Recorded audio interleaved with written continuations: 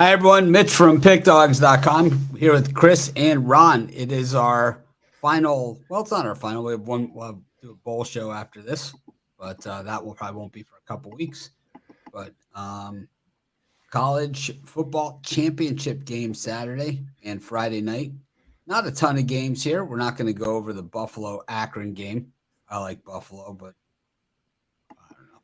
I don't love this game. I just like betting against Akron. How about you, Chris?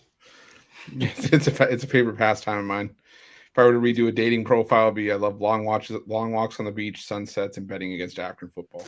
Yep, and the Calgary Flames. And the Calgary Flames. Even though you lumped me with them. We'll lump you with the Flames. Ron, have you seen my Panthers logo impersonations? Yeah, I have. The new logo and the old logo. Yeah, let's see the new one. The new logo? Mm-hmm. Here, let me get some things out of my portfolio. Oh, stop. That's perfect. Yep. Here, let me grab one of those Danish off the table. Here, I'll put it right over here. Oh, stop right there. It's like what a horrible logo choice that is. Anyways, we got UTSA against North Texas tonight. UTSA plays in a lot of tight games, but they are clearly the better team here. This is a team that they won 12 games last year. They got a chance to win 12 again. Their two losses, Texas and Houston, right? Texas, they were in it the whole way, just kind of let it get away at the end. And the Houston game, overtime. So they covered in that thing. What do you think here? UTSA, not a great cover team this season, though. Yeah, they haven't been. This is UTSA. They play well in these big time matchups, and they beat North Texas by 4 in the first meeting, and that was a game where North Texas offense really didn't do much in that one. North Texas loves to run the football quite a bit, and I don't think they're going to be able to in this matchup. I just think UTSA is the better team. I know it's a lot of points delay. It seems like it's a kind of a big number in a game like this in a championship game, but I just think the Roadrunners are too much here. I think they show up in a big way. I like them by double digits. Chris? Yeah, I'm still sticking with the under here. Still sticking with the under. Hell, you spit it out. I'm trying to. I don't want to. Championship week. I still like the under here. I was on the over in the first meeting, and it was at 73, and I finished 31-27. I could easily see a similar kind of game here. So I see a lot of running the football and a lot of clock shoot up. So I'm going to take the under between UTSA and North Texas. I don't love this game, to be honest with you. I'll just take UTSA. I know they're the better team, so I'll give it a shot that they cover this time around. Though they never cover for me. Got USC versus Utah. Rod taking the under in this one earlier, but I don't know. Seems to me like they scored about 165 points a couple weeks ago. Where do they play this one? Levi Stadium still? Allegiant Stadium in Las Vegas. Oh, Vegas. Yep. Vegas, baby. USC is moving to Vegas.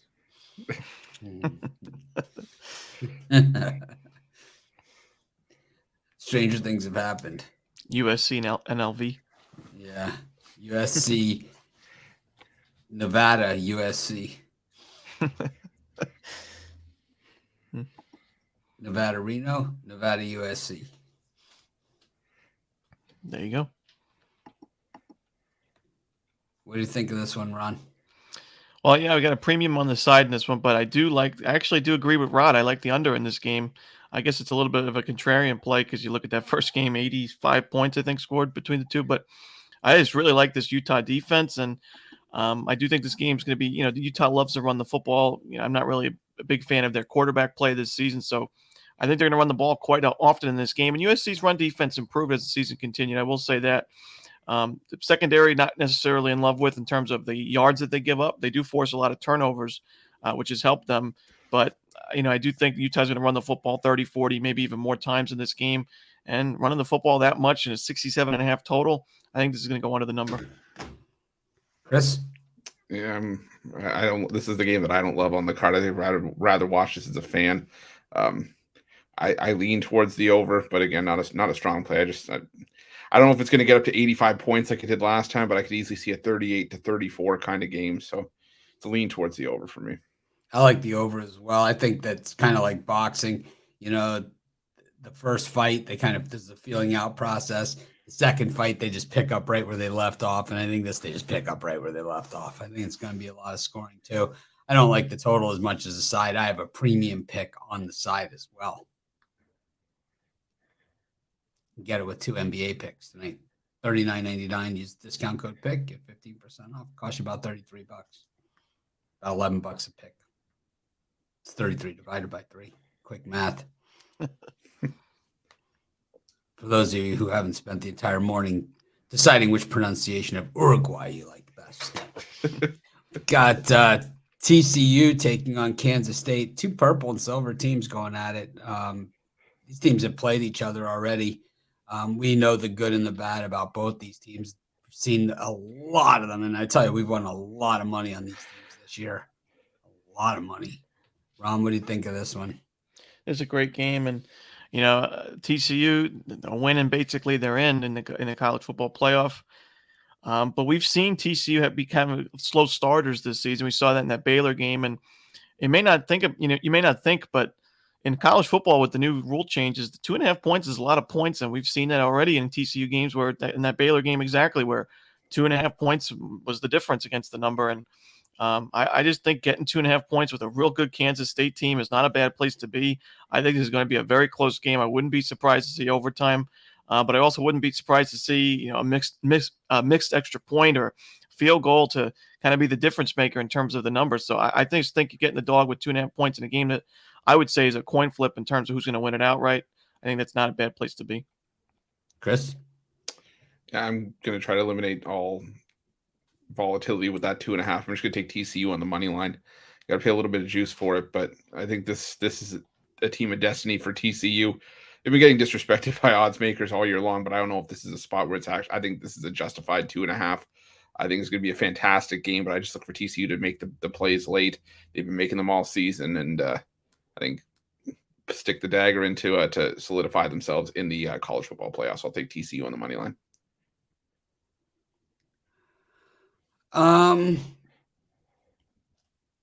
I think for me, it's like I've seen Kansas State play in high scoring games. I haven't seen them have a game where their defense really stepped up. And I think TCU in, that championship time and, it's kind of like the Super Bowl and the NFL playoffs, where all of a sudden the defense has just come out and they just start hitting. And I just don't know if Kansas State can do that. Well, I know TCU can do it because we saw it against Texas. They smashed them in the mouth. When it came time for smash mouth for KSU, their quarterback gets strung out. He has trouble holding onto the football when you get a hold of him behind the line of scrimmage. He's running forward and, all that stuff. No problem. He's got the ball. He's running. He's creating plays. But you get him behind the line, and all of a sudden he just forgets how to hold on to the football. I think that's what it's going to come down to here. And I think TCU wants it more. Too many big plays. I love the Deuce. Love the Deuce. I think he's an NFL player. We've seen guys like that before in the NFL. Just small, but really, really fast. You don't see them all the time, but they seem to all go to Kansas State. Darren Sproles and the Deuce, very similar players. One back in the day, Mac Heron. You guys probably never have seen him, but Mac Heron was so small. It was like he would tuck his jersey and he was number 42, like that half the numbers would be gone on his uniform. That was back in the drug era of the NFL. He eventually drugged himself out of the NFL, but he was a great player while he was in there. The NFL had their drug era too, like baseball, but it was real drugs, not steroid drugs. It was hard drugs instead. It was the Joe Gilliam, Chuck Muncie era. Chuck Muncie. You guys know that story, right? I've told you guys the story of the Chargers-Dolphins game, the Kellen Winslow game. That the Chargers got blown out the next week in Cincinnati, the rumor has it that Chuck Muncie scored like a kilo of cocaine, and like all the Chargers were like strung out for the entire week because Muncie like hooked up a connection in Miami during the game. Pete Johnson, another guy on that team. Same thing. Anyways, I like TCU here. I think they do some damage. I think this game is not as close as people think. Ohio versus Toledo, which ironically is also in Ohio too, but not at Ohio University. It's in Toledo, Ohio, which is almost Detroit. I think it's in Detroit. It's at the Lions. Well, Toledo is in Ohio, but it's closer to Detroit than like. Oh, I thought you were saying the stadium for this game. No, it makes sense. So it'd be more of a home game than for Toledo. Ohio is like the party school of the MAC. It's kind of like the big party school. Which when I was college age, Colorado was the school. It was the party school. Probably still is. Ever since they legalized mushrooms. Ain't nothing as high like Colorado. Thanks, Chris. Anyways, Bobcats and Rockets. Ron? Yeah, it's kind of the battle of two teams with different against the spread records. You get Toledo 4-8 overall against the number, and Ohio 9-3. Now, normally we like to take Ohio when they're underdogs, them and Eastern Michigan, and here we are getting 3 points with Ohio. And Toledo struggling down the stretch. They lost their last two games, and I do think Toledo really makes a lot of mistakes themselves. They kind of shoot themselves in the foot a lot, both on both sides of the ball. We've seen them totally outgain teams in certain games and still lose or not cover the number in the end just because of turnovers or really dumb penalties on third down. It's just in those type of things you can't do in the championship games. And Ohio just doesn't know that it's supposed to lose. And it's been like that all year for the Bobcats. So, the numbers may say Toledo, but I'm actually going to go against the numbers in this one. I'm going to take the points with Ohio. Chris? Yeah, I'm going to take Ohio as well. I know a lot of folks would think that, with Curtis Rourke being injured for the season, MAC Offensive Player of the Year, Ohio may stumble a little bit, but their backup looked good last week in a win over Bowling Green, and this Rockets offense really stalled without DeQuan Finn. He missed the other game against Bowling Green 2 weeks ago, came back played a handful of snaps against Western Michigan, but really was ineffective. I think he's still banged up, and I think if he's not 100%, it really takes away from this Toledo offense.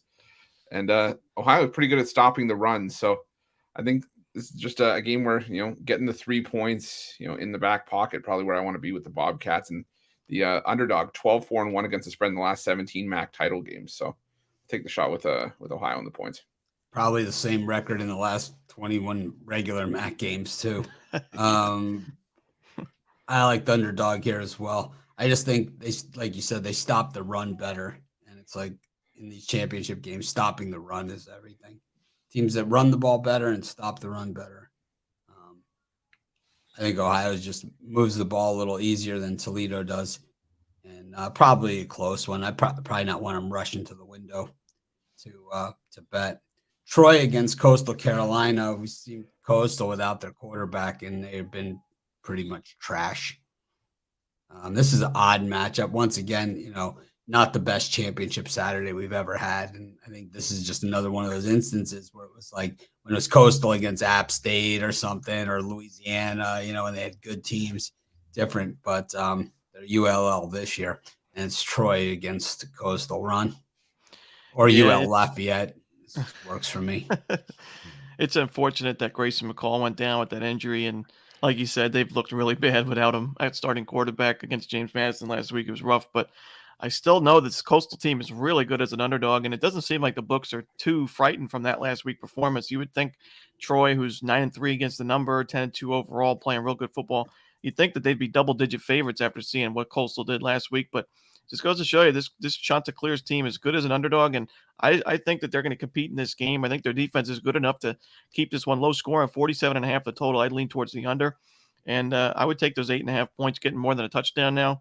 I think there's some value there with Coastal, especially this is a very, very buy low spot for them as after that last week's performance. They've been very good in the underdogs role. Chris? Yeah, I'm leaning towards Coastal as well because there are rumblings that McCall actually could come back for this game. Oh wow. That's what I've seen in a couple spots for a couple beat reporters. So if he doesn't come back, I think that Coastal will still have another sort of game plan set up where they're just going to try to run the football, basically keep the ball out of Troy's hands and try to make this one as as black and blue as possible. But I think still getting 8.5 points with Coastal in the underdog role. I think last week against James Madison was just because James Madison was treating every game like their Super Bowl because they really had they had no conference title game, no postseason aspirations to play for. But Coastal, I think they just show up to battle here, and I think if Troy wins this one, they win it by a touchdown. So I'm going to lean towards Coastal plus the points. I'm going to have to go with Troy. I like all the Coastal angles and everything like that, but Coastal just looked like straight ass last week. I just can't get there. They're just terrible. I can't do it. I wish I could. I like Coastal. Everyone knows that. I've been on Coastal for a long time. I love the teal turf and the whole thing, but what I don't like is losing. And I don't like my chances in this one with Coastal. If he plays, then maybe I'll change my opinions. I'll hold off betting this one. We got extra football at Albertson Stadium, not just for the Potato Bowl in December anymore. We've got the Mountain West Championship game. Fresno, who would have thought they would have been there after that start to the season they had? And Boise also after that game at Oregon State. What was his name, Chris? The guy Hank Bachmeier. Bachmeier, yeah. Yeah. Where are you now, Hank? He's in the portal. Who's going to pick him up? Maybe the Patriots. Oh, God. Maybe Houston Christian. Could be Houston Christian. Bishop Sycamore. Yeah, Bishop Sycamore. Champion Christian. Or, of course, Johnson. Yeah, Johnson. But I see Valpo's got a team. They're playing New Mexico State. Yeah. Extra game. New Mexico State, a 12th game. Yeah, they didn't need to, but they are. Yeah, they are. What do you think here? Boise taking on Fresno. Fresno really has come on the second half of the season, but the Mountain West has been so soft. I mean, this is the worst Mountain West we've seen. Big in a down long year. Time. Yeah. Big down year. And actually, that New Mexico State game is pretty important because they are 5-6 right now. So I guess a win gives them a bowl game. But I'm leaning towards the over in that Fresno State game. I know everything is about Boise State this year and in years past is the defense, but this team's scoring some points ever since they made that move at quarterback, and they've scored 4 touchdowns or more in 4 of their last 5 games. And Fresno State, we know, is a pretty high-flying, pass-heavy offense with Harner at quarterback, and he was out for a while. Their offense struggled. He came back, and they're looking really good on the offensive side. The defense is quite improved, you could say, since last year, but still think Boise State will be able to move the ball on them. I like the over. Chris? Yeah, I'm going to take the over as well. Ron and I are in synergy today. I just, you see the first meeting, finished 40-20 in favor of Boise State. I think, the return of Jake Haener, for Fresno is going to lift this offense up. And like we were talking about, the Boise State offense is really rejuvenated, with Taylon Green under center and, new offensive coordinator. And I just think this is going to be a game with some fireworks, and I could easily see 35-31, something along those lines. So, I love the over in this one. I think, you talk about the Boise offense and, how it's been rejuvenated, but really Andy Avalos is a defensive guy and a defensive coach. And, they are home in this game and on the blue turf in a big game and, December, all that other stuff. Got to go Boise here against Fresno. I like it when the Fresno fans generally bash me pretty good. So. It's only, it's pretty warm weather in Boise for this one. 41 degrees. Balmy day. Balmy 41. If it was 41 in Florida, there'd be thousands of deaths, of freezing deaths. Mostly iguanas. Got Tulane versus UCF. These teams just played last week, 2 weeks ago. Yeah. It was all UCF early. Tulane tried to come back, but it was more window dressing on that scoreboard. I don't know. I thought UCF was the more physical, better team in that game. But now Tulane favored at home at Tulane Stadium, a place where there's been some Super Bowls at that Tulane Stadium, back in the day. They used to play the Super Bowl there before the Superdome was built. The Dolphins played there. They lost to the Cowboys in Super Bowl VI, Tulane Stadium. Wonder what other ones have been there. Anyways, Ron, what do you think of this one?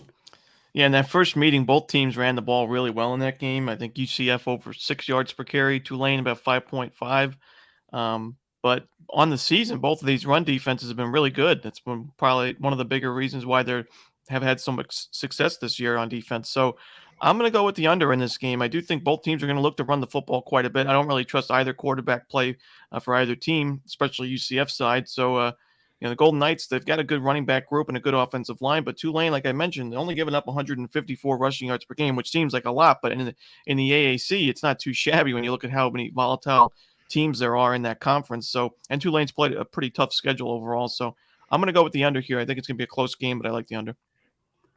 So the Tulane Stadium has hosted 3 Super Bowls. 3 of the first 9 Super Bowls were at Tulane Stadium. Dolphins, Cowboys, Colts, Chiefs, Vikings, and the first of the Steelers Super Bowl wins, Super Bowl 10. Ironically, I've been to 2 of the Super Bowls that the Steelers have won. There were other 2 of them were in the Orange Bowl, the old Orange Bowl, considered to be 2 of the better games in Super Bowl history, at least at the time when there was only 10 Super Bowls. Anyways, Chris, what do you think of this one? This one I like the under as well, but I'm going to go with UCF and the points, especially now that it's moved up to 3.5. I think this is a field goal game. Whichever way you have it going, I could see I'm capped this one around 27-24, and putting it at that, I like I said, I do like the under, but I think UCF keeps this one fairly close. It is hard to beat the same team twice in a single season, but UCF's got the potential to do it here. Like I said, it happens all the time. Yeah, I didn't say it wasn't frequent. Just it is difficult, but I do like the points here, especially getting 3.5 with UCF. I like UCF minus the alternative line on this one. I've been on UCF all season. You look back at the Louisville game, they lost on a bad call in that one. There are other games that they lost. They were in them all the way. That Tulane game against UCF, that final score was window dressing all the way. They got their ass kicked. It was all UCF in that game. It was like one of 4 times Romanelli and I were on the same game, same team all season. We're both on UCF, but Tulane was favored in that game as well, and it was at Tulane also. And so no strange thing here for UCF. When we look at the domination, it was 336 yards on the ground. They could not stop the run. 336 yards on 54 carries. They only threw for 132 yards. So you could say, oh, Plumlee this and Plumlee that. It really didn't matter. They could have continued to run and pound them all day. They went into a prevent zone. They were up by 1 million. It was like, I don't see it. Plumlee was 17 of 30 with 1 interception. Who cares? He ran for 336. You ain't gonna win any championships giving up 336 yards on the ground. Just does not happen at any level. Both teams had 8 penalties. Amazingly enough, Central Florida, the end zone kept getting in the way because they only had 35 minutes time of possession with 336 yards rushing. They probably could have had 450. The end zone kept getting in the way. Georgia taking on LSU, 17.5 points after the Texas A&M lost by LSU last week. Georgia struggled in the first half against Georgia Tech, but no one says anything about that. Ron, what do you think? No, I mean, that's a common thing, though, with Georgia. They've struggled in the first half of a lot of games. If you bring back Missouri, like you said, Georgia Tech, and even Kentucky gave them some troubles in that game a couple of weeks ago. So I just think 17.5 is too many. I do think, Georgia's the type of team, and LSU's the type of team as well, where if Georgia goes up by 2 touchdowns, you might as well just stop watching if you're back in LSU. But I think it's going to be a slow start for Georgia, and I think LSU can hang around. I don't think they have much of a chance to win the game outright, but over two touchdowns here, getting more than 2 touchdowns and a field goal at 17.5, just too many. So I'm going to take the points. Chris? I'm just trying to get the total on the first half here because, like you guys said, they are slow starters. I think that, tie game, a bit of a feeling out process. I know both teams want to start out fast, but I think it is going to be a bit of a chess match early on. See, it's around 27 points. I like the under. I could easily see, a 14-10 or even 17-10 gets us a push here. So I like the first half under in LSU Georgia. LSU didn't keep all the players after Brian Kelly took the job and Ed Orgeron left, but at the same time, they weren't left with a bare cupboard either. Ed Orgeron's one of the greatest recruiters in the history of college football, and he was left with plenty of in the tank here. I'm going to take LSU plus the points here. I think they got a chance for the outright. I think it's going to be super close down at the end. I really do. I think LSU has a good chance. This one's where Georgia Dome. They play this one. Mercedes-Benz Stadium. Chick-fil-A will be open. It's a Saturday. Go to our next game. Carolina against Clemson. The ACC was hideous this season. Clemson, a 2-loss team after losing to Spencer Rattler in South Carolina, of all people. I think this year's Clemson team, it's just, this happens. It's like, even we see it at Alabama. Alabama didn't win the championship last year either. They're not going to win it this year. And it's like, I don't think, Alabama's in it every year. No, they're not. And very, very, very hard to reload. Very hard to reload, man. Those top tier recruits, those number one overall recruits and stuff like that, you'd be surprised how many times they don't pan out. It's like they don't pan out. And then in today's day and age, it's like you can't even groom the talent anymore because they hit the transfer portal if they don't get the playing time. So it's like you can't even prepare for the future anymore. And you could be left with, no cornerbacks on your entire roster or, whatever the case may be. I think Clemson is not the wide receiving core we're used to seeing from them either this season. Meanwhile, Carolina, when they were 9-1, I kept saying this is the worst 9-1 team I've ever seen in my entire life. Well, now they're 9-3, and they're really not much better of a 9-3 team than they were of a 9-1. This is just a bad game. I mean, for a championship game, it's disappointing because Clemson really the expectation is higher than this. Ron, what do you think of this thing? Yeah, this is a tough one to handicap, in my opinion. But I'm leaning towards the over. I think North Carolina's defense is bottom 10 in the country, honestly. Not even just Power 5 teams. I mean, this is a very bad North Carolina defense. Clemson's offense has not really been able to air it out, but I expect them to be able to run the football almost at will in this game. But Clemson's defense, we saw down the stretch last week, it's supposed to be a very strong, stout defense, and South Carolina had its way in the second half of that game, surprisingly. I was on Clemson in that one.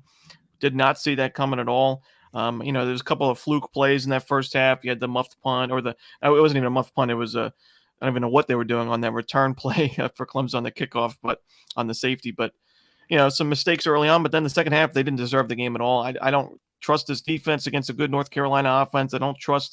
I do think North Carolina will be able to move the ball, but I also don't think they're going to be able to make a stop. So I like the over in this one. Chris? Yeah, I like the over as well. I just think it's going to be a high-scoring game. And, like Ron mentioned, Clemson going up against this North Carolina defense. DJU should have a decent day, but Drake May should also be able to figure some stuff out against Clemson defense that's looked a little bit lackluster in recent weeks. Don't get me wrong. I think Clemson will still show up and make life hell for Drake May, but he's been able to make plays all season long for the most part.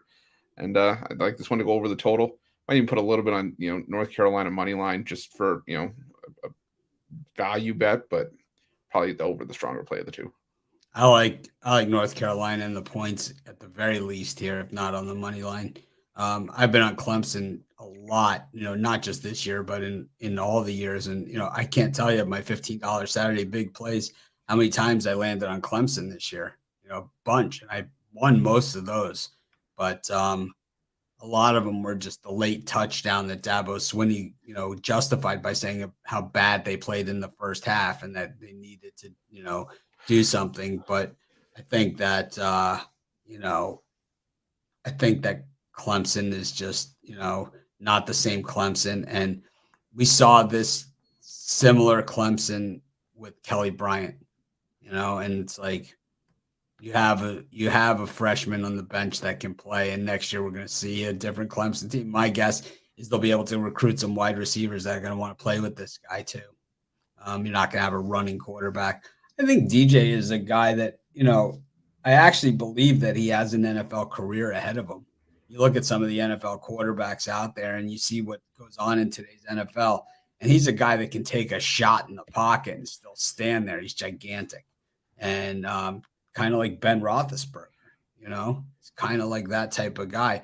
I don't think he had the guys that could bail him out, on this team. I think Shipley is a nice player, but I don't think he's not Etienne. He's not even close. He's not, some of the other guys that they had before that. The guy that played on the Giants. What was his name? The running back that played on the Giants forever. He was good too. I mean, they've had a lot of good players.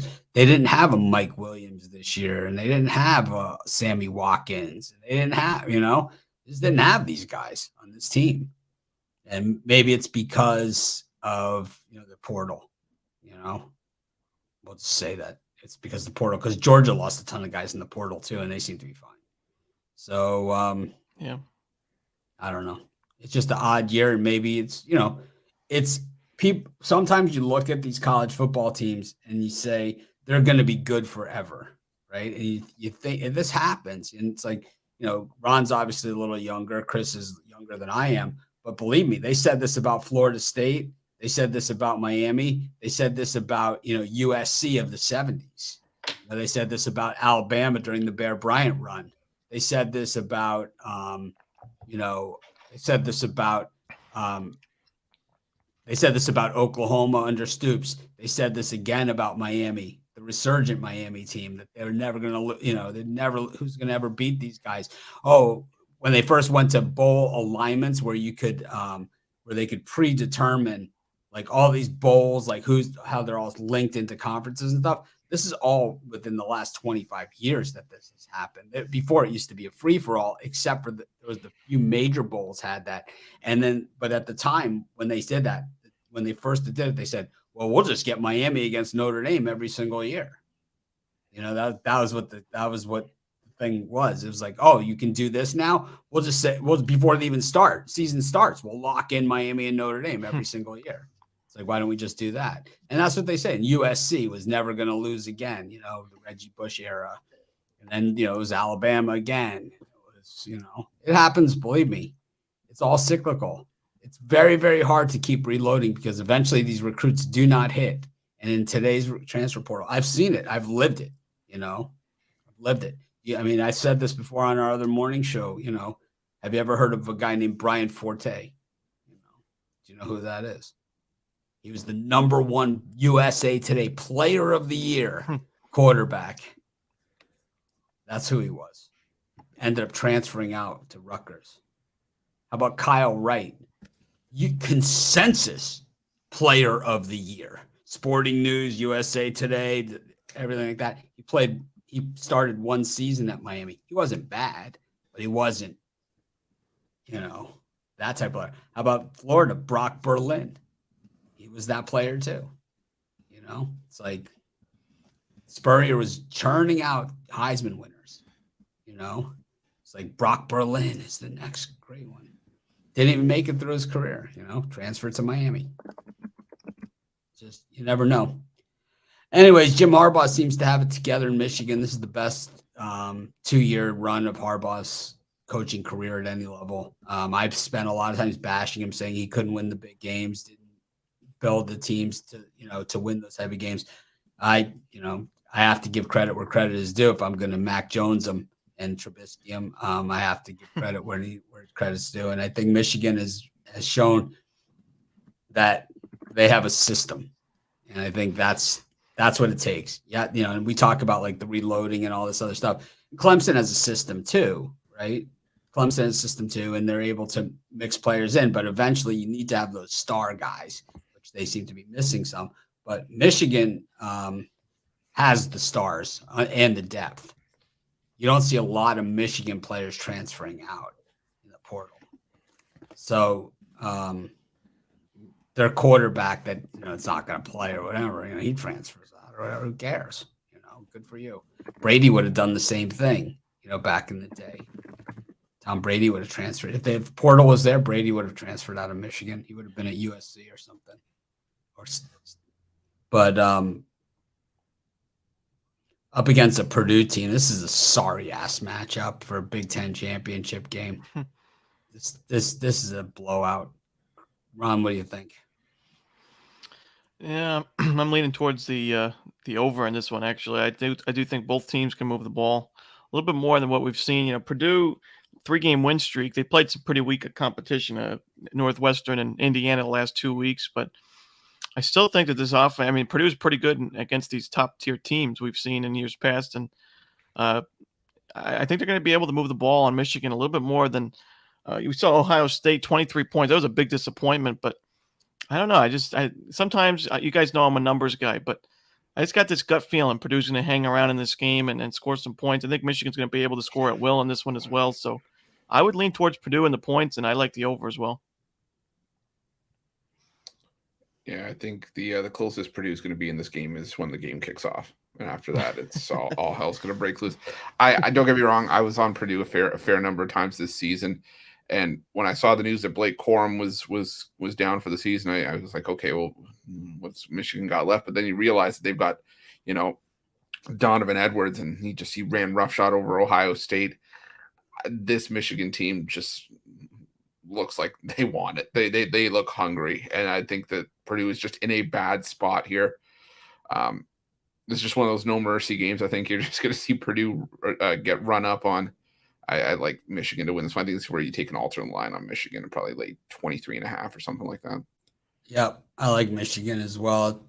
I think it's going to be methodical, beatdown. I think the preparation and learning last year, sometimes you have to learn what it takes to get there, and it's like, I think Purdue doesn't have that type of experience, and Michigan does.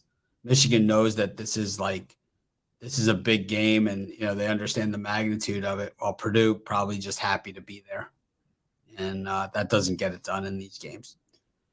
Anyways, that wraps up our college football season. We will do a bowl preview, probably following the Army-Navy game. We'll figure out a time that works for everybody. This is the most loaded bowl schedule I've ever seen. I've never seen a bowl day with 7 games on it before. This is the first time I've ever seen that. And we have that this year on December 17th. We have 6 bowl games. Wow. Yeah, on one day. Wow. The Fenway Bowl, the Albuquerque Bowl, the New Mexico Bowl, the Wasabi Fenway Bowl, the Jimmy Kimmel LA Bowl, the Lending Tree Bowl, the Ruffalo Bowl, the played in my backyard, the Las Vegas Bowl, and the Frisco Bowl. And then what's the next Saturday? The next Saturday it's Christmas Eve is the next Saturday. So that's the Ruffalo Bowl. Yeah. And it's already been set. It's San Diego State against Middle Tennessee, so you could plan on not handicapping the game. There you go. But there'll be that seems like a perfect matchup to pass on to. There's actually NFL that day, I think. Oh yeah, you're right. Yep. I'm pretty sure, because I think there's an NFL Christmas schedule, because I know the Dolphins play the Packers in Miami, but I believe that the bulk of the games are going to be then. And then Tuesday, December 27th, all day football. Sweet. Serve Pro First Responders Bowl, Camellia Bowl, the Guaranteed Rate Bowl. Wow, I didn't know that the heavier schedule was on the Saturday. Yeah, and then the next week, you have 4 bowl games a day, except on Thursday you've got 3. But one of those is the Cheez-It Bowl. And then you have on the Friday, the 30th, you've got 5 games.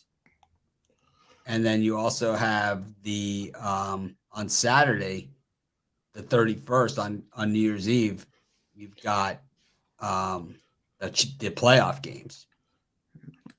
And then the Music City Bowl and the Sugar Bowl. So the Sugar Bowl is probably going to be Alabama against someone pretty good, right? So, and the Rose Bowl will likely be a good game too, right? The Rose Bowl is on Monday, January 2nd. Wow, there's 2 Cheez-It Bowls. There's the Cheez-It Citrus Bowl and the regular Cheez-It Bowl. Double Cheez-Its. The Cotton Bowl is always a good one. That's always the group of 5 team gets in that one. It could be anybody this year. At this point. Tulane, maybe. It could be or UCF or UCF. Boise. Yeah. The Rose Bowl could be Or Ohio. UMass. The Rose Bowl could be Ohio State USC, depending on what happens tonight. Or Utah. Or Utah. Or Oregon. The rematch of the beatdown in the horseshoe. Let's watch Ryan Day's having a rough run there at Ohio State too. Same issues. Guys leaving. It's the guys leaving early, the transfer portal, and guys not panning out all in one. I think that Stroud way overrated. Way overrated. Way overrated. He came into the season. Oh, he's the Heisman favorite over a guy who had already won the Heisman. It was like he's the Heisman favorite. It's like they gave him NFL wide receivers across the board. Wasn't good enough. You've got a, I don't know, man. And How then about the Club Lit Bowl between Charlotte and UMass? Oh, God. That'd be a good one. Maybe we'll all do halftime of the championship game as well, and the playoff games. We'll have to see how the schedule works out. But we'll do I'll do halftime. I know of the playoff games, a lot of the bowl games. So, anyways, thanks everyone for a great season, and we will see you tomorrow morning for our live show. Make it a winning championship Saturday. Buffalo, Akron. We got. Oh, it's already started.